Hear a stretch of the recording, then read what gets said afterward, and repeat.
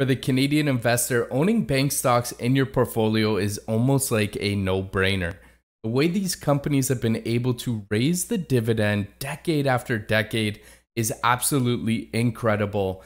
That's why we got some even more exciting news that the Canadian regulators are finally lifting the restrictions put into place last year about these companies not being able to buy back share or raise their dividends. So we'll be discussing a little bit why these restrictions were put into place. We will also be talking about what analysts expect in terms of the dollar amount that could be returned to investors over the next couple of quarters. And if you don't have any financials in your portfolio, don't worry. We'll be discussing some ways that you can play this, or even if you're looking to add a little bit more. But if this is your first time here, my name's Nick. Welcome to Ways to Wealth. Huge favor, huge ask. If you learn something new or you get some value out of the video, hit that like button for me. I would definitely appreciate that. And if you haven't already, please consider hitting that subscribe button and turning that notification bell on for similar content to this. With that being said, let's jump into the computer, talk about this Financial Post article. Canadian banks get the green light to resume share buybacks and dividend hikes. Now, why was this? So we'll scroll down here and we'll see that the regulators had put these protections into place to prevent any defaults that never really occurred. So what does that mean? That means the loan loss provision, if you've heard this term, that's kind of what they were trying to do, is they were trying to protect against people that could potentially default against their mortgages or default against their line of credits. They wanted to stockpile cash so that if, shit were to hit the fan, they were to be protected. So all of a sudden, months later, the economy started to recover. Everything's starting to look a little bit greener, the light on the other side of the tunnel. We can finally start to take these restrictions away. So what does that mean? That means that the Canadian 6 largest banks could return a combined $47 billion in cash to shareholders and still exceed regular capital requirements. And this is according to analysis by Bloomberg Intelligence. How do they figure out this number? Well, there's a capital requirement ratio, means that before this even started, Canadian banks did have to keep a certain amount liquid, just as protection as if, something were to hit the fan or a disastrous event were to occur. And that's what makes these banks so special, is that they are very protected in Canada. There's a lot of rules and regulations. So we see here that the average common equity tier 1 capital ratio for the big 6 has crept up from 11.7% in 2020 to 13.3% at the end of July. So 13.3% liquid to prevent against a disaster. And that means that the banks are currently holding about $57 billion in capital beyond what the regulators require today. That 13.3%. They're way over it. So what does Bloomberg say? They say that returning $47 billion to shareholders would still leave them with a $10 billion cushion beyond what's required, which is absolutely fantastic. We'll move on here to a Globe and Mail article touching on the same thing, but we'll get a different analyst perspective as to what's going on. So we see here that Darko Mihalik, my apologies, from RBC Dominion Securities estimates that banks will raise dividends by an average of 18% by the second fiscal quarter of 2022 and to buy back a modest 2% of their shares in the coming year. He calculates that banks have a combined $31.4 billion of extra capital above the minimum amounts that the regulator requires them to hold. So Bloomberg says 47. This gentleman here says 31. That's still a lot of money that needs to go back to shareholders. So you sit back, you take a look, you're like, okay, do I have a favorite pony in the race? Is there a particular bank that I like? So you go on Yahoo Finance, you want to take a look at what some of these shares are trading at. You come to Yahoo here, you see maybe TD's your favorite. You go td.to because that insinuates that it trades on the Toronto Stock Exchange. You can come down, take a look at how it's performed. 1-day chart, 5-day chart. We could see when the news originally came out, it kind of popped here and it's since settled out since then.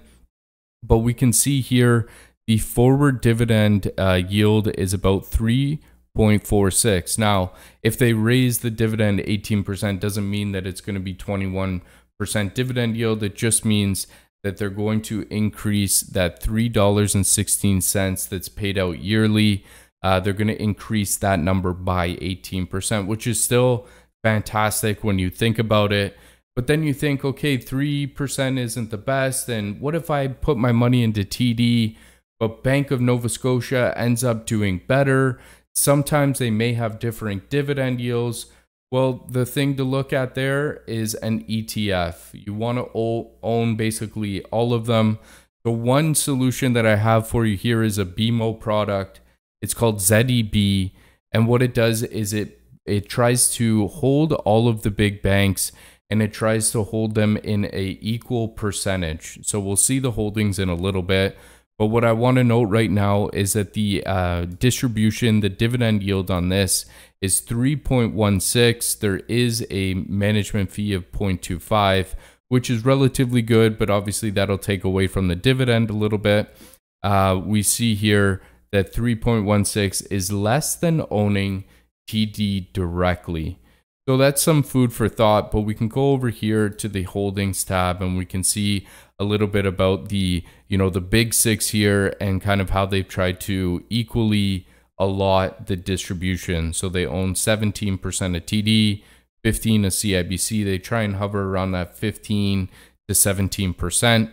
Another way to play this, and this is the way that I would suggest to play this, my own personal portfolio, is a Hamilton ETF. It's called HCAL, HCAL, trades on the Toronto Stock Exchange, and we can see right off the bat, it pays just shy of a 5% dividend yield. We do have to take out the MER, which is probably about, less than 1%. We can try and find that right. Management is 0.65. So this is still heavily above what the ZEB is and owning the individual banks. Now, the beautiful part about ETFs is that you don't have to pick the winner. You don't have to look at the big six and realize who is going to be the winner at the end of the day. You can own them all and you take out that individual risk. Now we take a look at the weight and we see that this one's a little bit different. You see TD trending at around 27%, Nova Scotia at 26%, RBC at etc. And then you have the other banks around the 6 to 7% mark. Now, why is this? Are they looking and seeing, what companies have kind of been off from their highs, which companies are undervalued? And that's exactly it. They're looking at where they're reverting from the mean. So they're looking at where the company is traditionally traded at and if they're undervalued in comparison to the Canadian banks. Now, there's a big saying to say, look at the performance of the big six over the past year. And if you see today that one has underperformed, that's the best one to invest in, because traditionally over the years, that one tends to outperform in the next year. Now, that's not investment advice, but that's definitely what some analysts and some, highly touted veterans have said. But this way is they're doing it for you, but you get to own all of them. And especially with that dividend yield, it is the winner for me in my opinion, especially if you're trading in QUESTRADE and you don't have to pay any commission fees to buy these ETFs. This is the way that I would be playing it for sure. So then what we'll do is we'll just take a look at Google Finance here, and we're going to compare the performance of ZEB in comparison to HCAL, and we see that they do move pretty closely together. The yellow line is HCAL, the blue line is ZEB, and we can see here this does not include any dividends, but it definitely includes the capital growth that they both have. We see over the past year, ZEB's returned 51% and HCAL would be about 55%. Now, if you factor in the dividends, HCAL is the clear winner and seems to be the best strategy for me. So obviously do your own homework, do your own research. This is definitely where I could see some value over the next couple of years, especially with inflation concerns rising. If these interest rates are going to be rising, the banks will be making more money. That is also, you know, another positive insight into why the financials should do well over the next couple of years. But obviously, yeah, like I said before, not financial advice. Make sure you do your own homework. Let me know what you think down below. Do you invest in the banks today? Will you be investing in the future? I hope you enjoyed the video. If you're still here with me, don't forget, hit that like button. I hope you all have a great week in the markets. Happy trading.